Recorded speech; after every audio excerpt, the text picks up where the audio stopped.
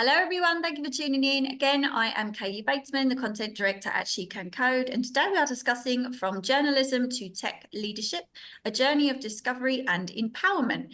I've got the wonderful Janina Voigt, engineering director at Celonis with me today, who was initially drawn to journalism after high school, but soon realised it wasn't her calling. So she's going to share her story with us and how she stumbled across computer science, a field that would shape her future in unimaginable ways. Janina, thank you so much for joining us on Spilling the Tea. It's a pleasure to have you with us. Thanks for having me. We have a lot to cover today, so can we kick off with a bit of background about you, if that's okay, to set the scene for our ladies? Yeah, sure. So you already said it, right? My name is Janina. I'm actually based in Munich in Germany right now. I'm originally from Germany, but I also spent a lot of my time in New Zealand, where I moved when I was a teenager. So I did my high school and university there, and then ended up back in Europe about, I guess, 10 years later. So here I am. Amazing. Out of curiosity, what's it like living in New Zealand? Oh, awesome. No, it's great. I do miss it. It's life is just a little bit more chilled, I think. Yes, definitely. And so I'm curious now, so today we're going to be talking a little bit about you studied journalism and then you transitioned into the tech industry. So did you study journalism whilst you were in New Zealand then? And is that kind of where you picked up a feeling of what you might like to do with your career, perhaps with the people that you were at school with, the subjects you picked? Has that all happened in New Zealand? Yeah, that happened there. Actually, in my last year of high school in New Zealand, we had I took journalism as a subject at school, and we did the school newspaper, and I actually really enjoyed that.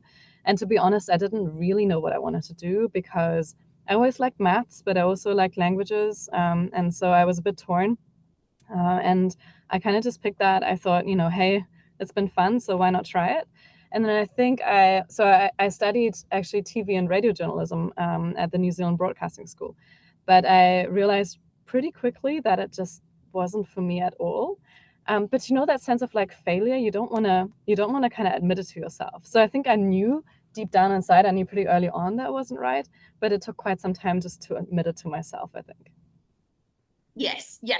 But you found out early, at least, and discovered that you can transition into tech, which is what you decided to do. So we're going to chat a little bit about your journey. We're going to go into a little bit more about how you transitioned into tech from journalism. So could you tell us a little bit about that? How did you end up in computer science, and what prompted this shift? And how did you navigate the transition? Yeah, I think when I realized that I wasn't really enjoying my journalism course, I sort of started looking around, and I did a little bit of sort of maths by correspondence, just to, keep up my math skills. But most importantly, I think at the time, my boyfriend, he studied computer science, and honestly, I couldn't really understand why in the beginning. I just thought, that sounds really boring. I even went along to some of his lectures, and it just didn't really sound like me. But one day he came to me and he said, "Can I teach you how to program?" Because he wanted to try it out on someone. How would you teach someone how to program? And so he did a little bit of Java with me, and that was enough to kind of catch my attention. And so this is going to sound kind of old, but I went to the library actually afterwards, and I got myself a book, which is what she did back then. And it was called, I think, Teach Yourself Java in 24 Hours. And I just worked my way through that. And so by the end of it, I was really excited about just the fact that it almost felt like you could do anything with programming, right? There was like no bounds to what you could imagine doing with it. And that really excited me. Amazing. That's and him wanting to teach you and then just realizing actually maybe this is for me. It's always interesting. A lot of our ladies in our community have transitioned from one industry into another. It's always interesting to hear who was the person that did that, who was the person that kind of showed you the way. And in your sense, it was your boyfriend. So right. Actually, we have a lot of ladies in our community who say my husband was a software engineer, and they were working from home, and I thought that looks really good. So that happens a lot in our community. Yeah, I was honestly pretty reluctant in the beginning. It wasn't, it wasn't sort of an immediate, oh yeah, please teach me how to program. But then I think once I started it, it sort of clicked pretty quickly.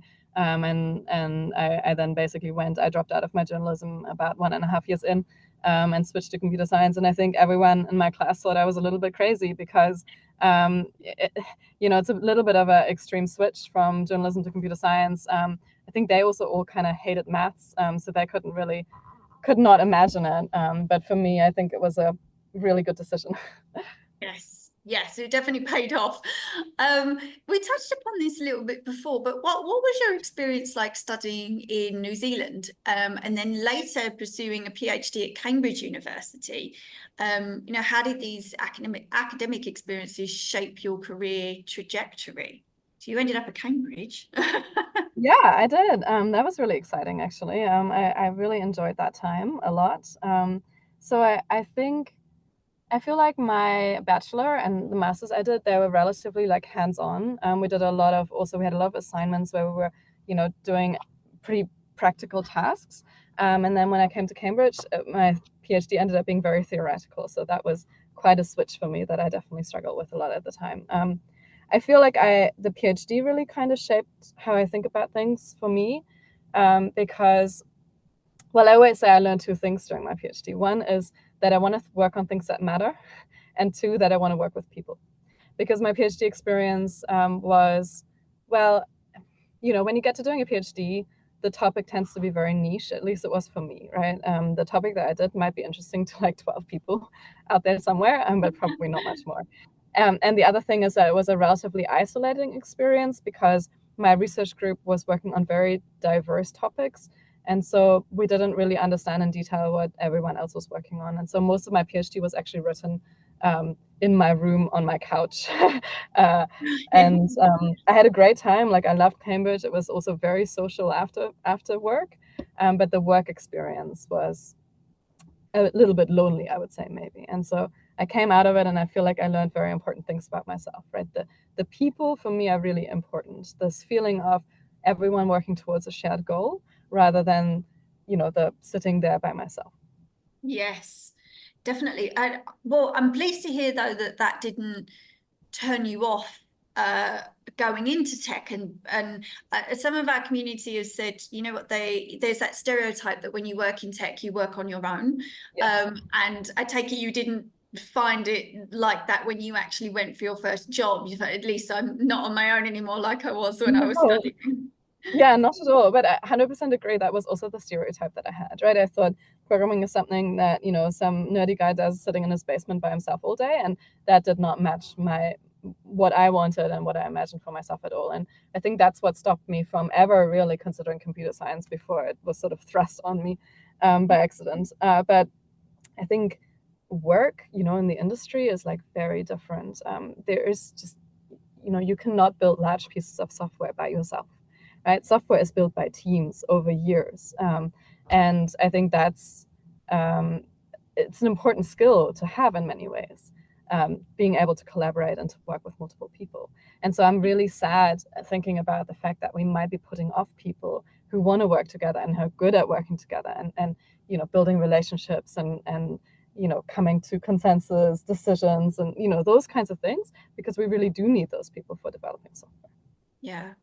And especially, somewhere along that journey as well, we hear about young girls that perhaps were really turned off by computer science at school. If it was very male dominated on their course, they might not even make it to university to study, or they might be put off by that. Or like yourself, your studying experience was nothing like when you went into the workplace. Yeah.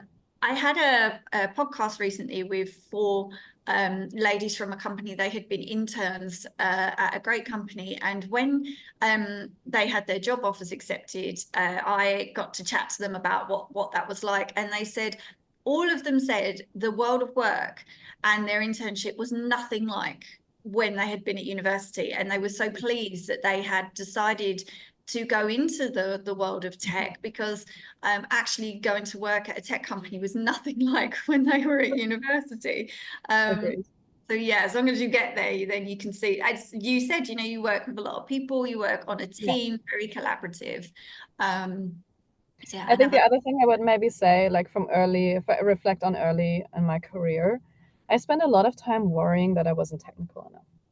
Yeah, I spent a lot of time sort of worrying about the guys around me, right? They'd done computer science since they were teenagers. They were so into tech that go home after work and research the newest technology and, ideally like do more coding. And then to me, it felt like they had all the answers, right?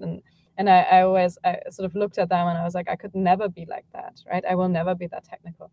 And it took me a couple of years, I think, to get over that and to realize that that is not the only thing, right? That is going to make you successful. And I think actually, on the contrary, the more sort of you go through your career, if you go into leadership positions, it's actually the soft skills and the people skills that do become really important. So it's really funny if I look back on sort of my younger self, I almost want to go and shake myself and say, don't worry so much, right? yeah. You're good at a lot of other things.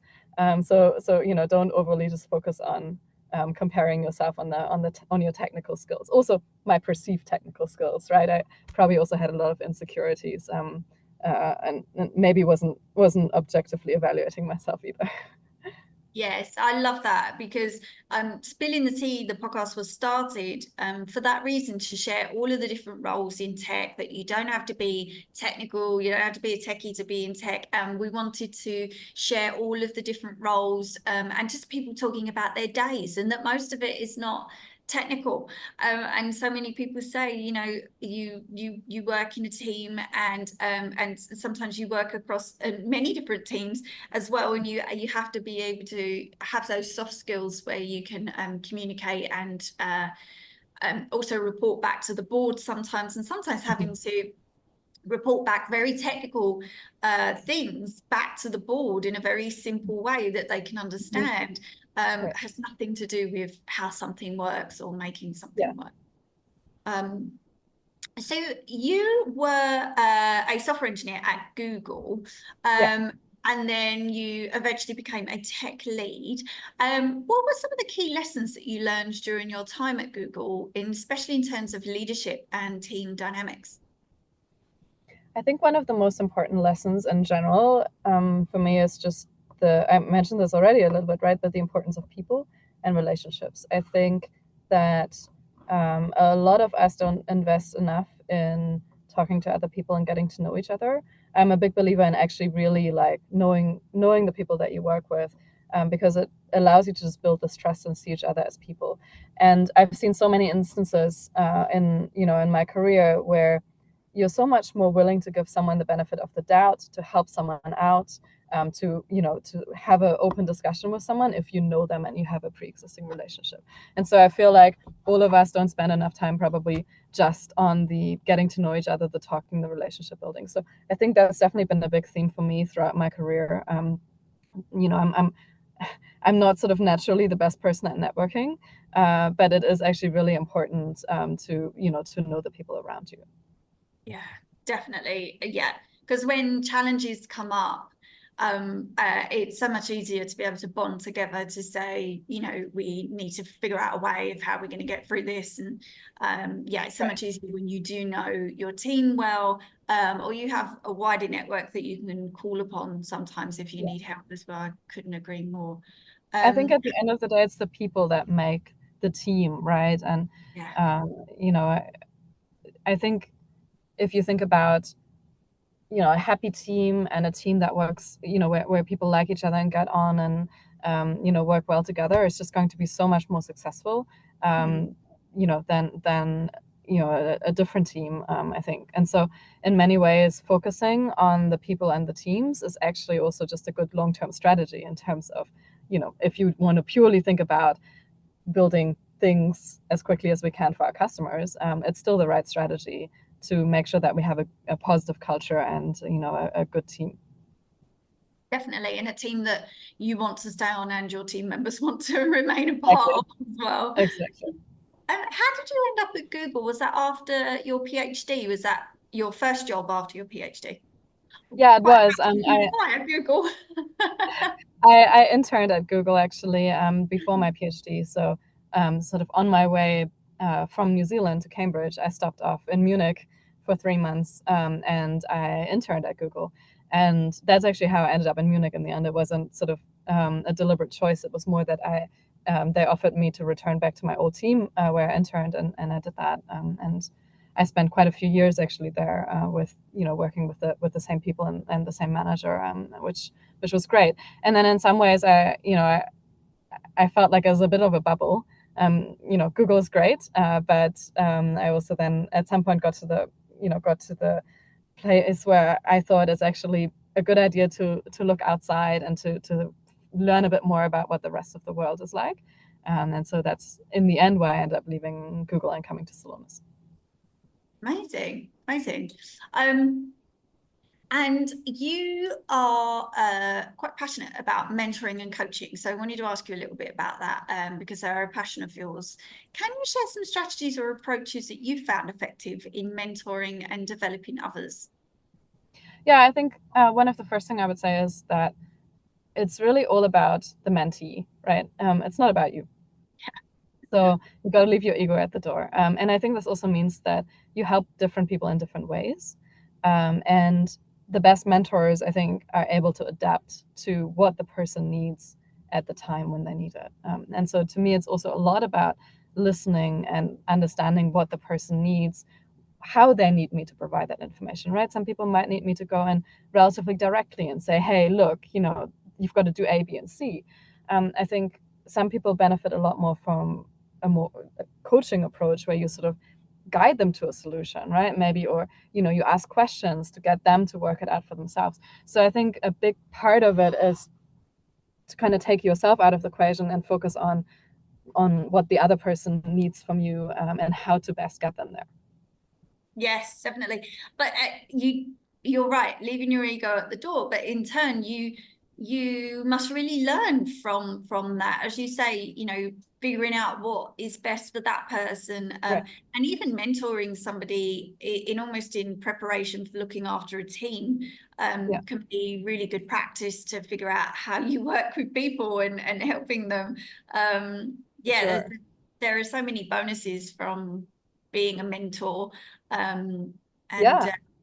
I yeah. think you also learn a lot from your mentees a lot of the time, right? Because they'll give you a different perspective of thinking about things, right? So it does often happen that you go like, oh, I never really thought about it this way, or no one has asked me that question before. And so, it sort of forces you to also think more consciously about the things that you think maybe you know. I had one person at Google, one person on my team. I used to have office hours because I had a relatively large team and I didn't necessarily have one-on-ones with all 75 people on the team, but only my direct reports. But I had office hours for anyone to come. And there was one person who'd always take my office hours, like, I don't know, every 3 months. And he always came with the most interesting questions. And it would always be like, great, I know there's going to be something interesting coming. And so he'd come in and he'd say something like, how does headcount planning work? Or, which level is the best, optimizes for happiness? Like what career level? At what level do you maybe get less happy? And those kinds of questions, they always really made me also have to think. And I really enjoyed that. So I feel like we both got a lot out of those conversations. Yeah, especially levels of happiness. I bet you've never even thought of that question yourself, Yeah, actually. I think I might throw that one to our team actually later today and say, has anyone yeah. ever thought of that? I mean, I think it's an interesting, it's so easy to get caught on the career ladder where you're like, Yeah, people think about climbing to the next level, but I also really appreciated that there was someone there who said, I want to be happy, right? And there are also cons to climbing the ladder beyond a certain level. And yeah, it was a very interesting question for myself to also think about because I'd never thought about it. yeah. Did you find those mentors, was it a program or was it quite informal, or how did that work? Well, I think a variety of things. I've had a lot of mentors and I've had a lot of mentees. It goes in both directions, right? But I think uh, I've done various things. Sometimes there have been programs. Sometimes you get assigned a mentor, or maybe I've also had group mentoring where you're in a group, or I've mentored a group before. I think that there's also a lot of pros to finding your own mentors, or having your manager or someone that knows you well help find your mentees or a mentor. So I've also definitely had a lot of people approach me and just say like, hey, can you mentor this person?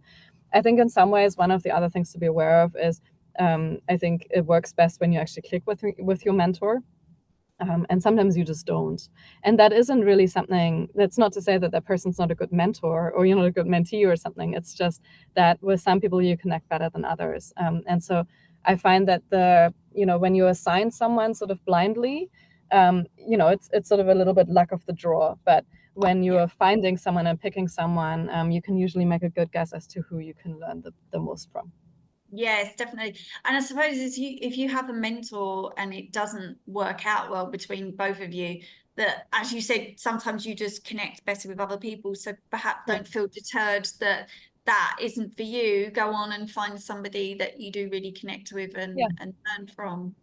And I think it's not a failure. It's just realizing that you're maybe not getting the most out of it. And I think, it's also good to realize that rather than continuing with something that takes up time for both of you, right? If it's not worth it, then it's not worth it. I would say the other thing with finding mentors, I've had a lot of people that I consider mentors over the years. And this, if I think about the number of them, right, who were officially my mentors, that's a much smaller number.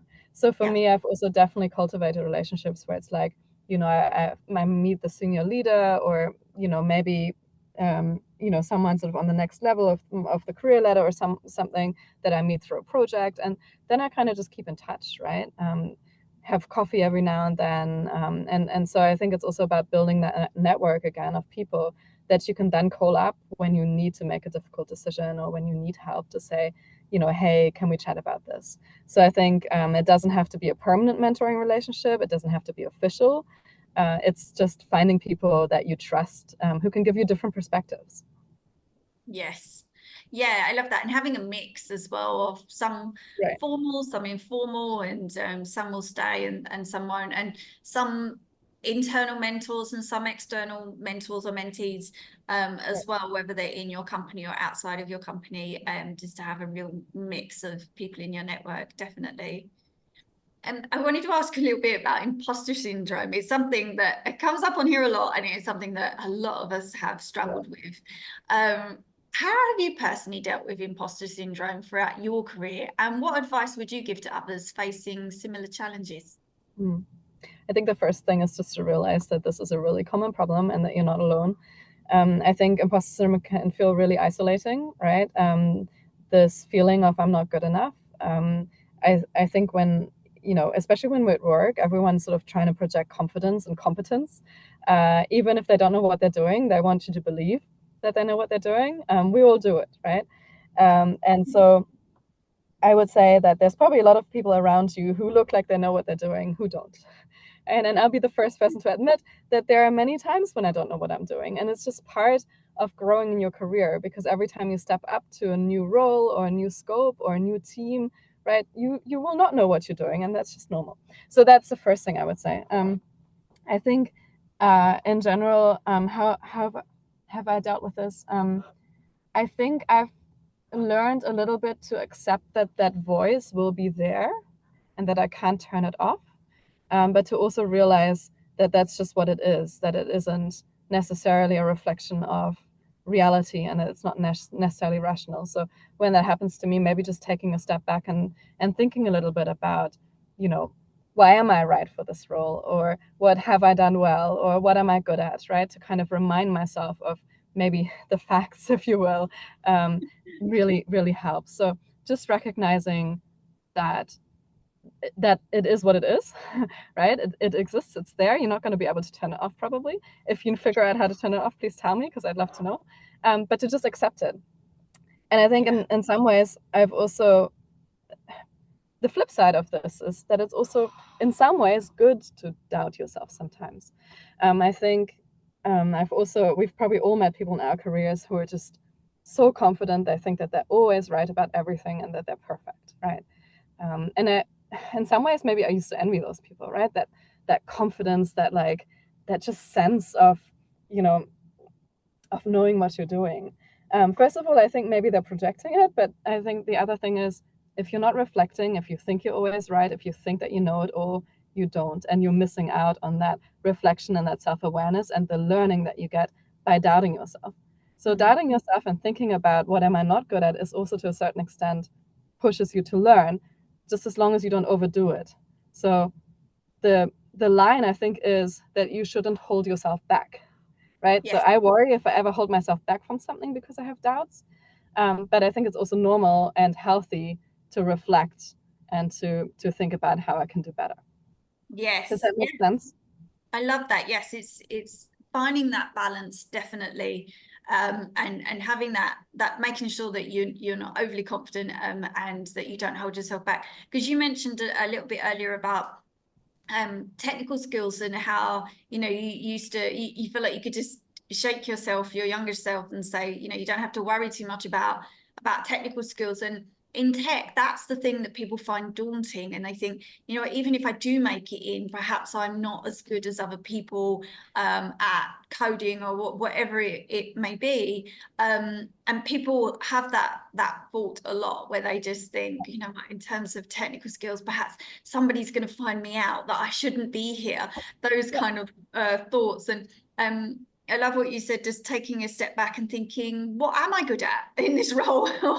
why was I hired in this role? Yeah. Is so important sometimes, just to stop and think, I might be having a bad week, but I was hired for a reason, and sometimes we just need a reset. And there's so many different skills, right? All of us have our strengths and our weaknesses. No one is perfect at everything. So I think just focusing on finding your niche, right? What do you love doing? What are you good at? And then doubling down on that. I know that there's sort of people out there who will tell you to work on your weaknesses. And I'm actually a believer in kind of the opposite, which is building on your strength. So yes, you have to bring your weaknesses up to a level that is sort of good enough, right? If you're really terrible at communicating, for example, you probably need to work on making sure that you're at least okay. But if you're naturally really great with people and you like doing that, then build on that, right? If you're naturally great at coding, that's also awesome. Then build on that, right? But don't try to be someone that you're not. But don't try to sort of be what you think everyone expects of you, expects you to be. Find your own path, at the end of the day. Yes, definitely what you want to do. And otherwise, I couldn't agree more. You'll be happy, you'll be unhappy, and you'll leave a role because you didn't follow what you wanted to do and Yeah. improve on the things you wanted to. Now, as an engineering director at Celonis, what excites you about your current role, and how do you see yourself continuing to grow and make an impact in the future? You can probably already tell from the rest of this conversation that I really like working with people. So I think that's sort of the thing that gets me up on Monday morning after the weekend. So for me, a lot of it is about how do we create an environment where people feel comfortable, where people feel safe, where people feel that they can succeed to the best of their abilities, right? So that's definitely something that I really enjoy thinking about. It's not easy, right? It's not easy to build a culture that is inclusive and safe and everything. It takes a lot of time and constant work. But I think I feel like if we can get that right, then a lot of other things just fall into place. Yeah. Yeah, and as well, being at the right company, I think finding a place where you feel like you've got your seat at the table, and they're your people, they just kind of get you, and you get them, and being able to fit into that culture, as you said, that's inclusive and supportive. It can be quite rare to find that at a company, and to be happy there. When you interviewed for Celonis, did you get kind of a feel for how it was going to be? Because that is the moment, is it? Interviews work both ways. Is basically what I Yeah. was thinking, that you're not just interviewing for that role, you're interviewing to see as well as to whether or not you want to work there, and the feel that you get from the team that you're interviewing with. Is that something that you kind of got from Celonis, where you thought, you know what, these are my people, I definitely want to work there? Yeah, I definitely got a bit of a sense for this. I mean, I think it's really important, as you say, in interviews to also evaluate the company, and thinking about what's important to you before you go into the interviews, and then making sure you get some information on that. It definitely does go both ways. And I think in general, just chatting with people beforehand, if you can meet anyone on the team, in my case, I sort of went around and I met a few of the different people who, would maybe be my peers or on my team, just to get a sense. And it doesn't have to be just interviews, right? You can also, in my case, I chatted with a few folks just over coffee to kind of get a sense. And I think that gave me a pretty good idea of who I was going to be working with and what sort of culture I'd come into. Yes, definitely.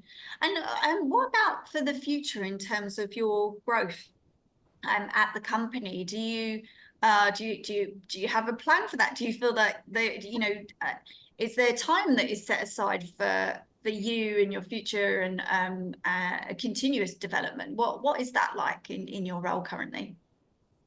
That's a really good question. I think that I've never been the person with a 5-year plan. I know some people are. I always get a bit anxious when someone comes and says, "Where do you want to be in 5 years?" Because I just never feel like I have a good answer. And I never did during my career. It's not like I, woke up one morning and said, "I want to be engineering director." And my experience for me, it's always like I have to try something to really know it. Like with my journalism, right? I had to try it to find out that wasn't the right thing. 5 years in tech really isn't realistic to say anyway. I mean, Um, there could be so many new things in the next 5 years. It's sometimes a 5-year plan is not the best to set in right. technology. Even a 2-year plan, right? For me, I'm definitely a bit of an experimenter when it comes to these kinds of things. So when I thought about becoming a manager, the first thing I did, for example, is host some interns, mentor some people, and then I was like, yeah, I'm going to try it, right? And then if I don't like it in 6 months, then I'll go back to being an individual contributor, and that's also okay. And so I think for me, a lot of the time I just need to try it and to learn if it really works for me, because I think sometimes it's hard to know what the sort of the next step or a different position is really like. And so, yeah, as I said, I like experimenting, and sort of trying to see if I can find safe ways to see what the future might look like. I think at the moment, right, I had my first son 1.5 years ago. So I have been back at work now for about 10 months or 9 months. But it's also been a big change in my life, right? And so I think the last 6 months I've mostly been focused on how do I juggle my work, my husband's work, my son, and sort of all the new commitments, if you will. Yes, yes. As I said, 5-year plan in tech and also in your personal life Right, is not always the exactly. best to be setting. Definitely. But it does sound like you're at a company that wants to hold on to you and develop your career into the future as well. So Definitely. I nearly got lost for words there. I got tongue-tied and I got lost for words. Janina, thank you so much for sharing your story today. It's been an absolute pleasure. We are already out of time, I'm afraid. And I could keep picking your brains about your role at Celonis and your career for the rest of the afternoon, but we are already out of time. So thank you so much for joining me. It's been a pleasure. Thank you. And for everybody listening, as always, thank you so much for joining us, and we hope to see you again next time.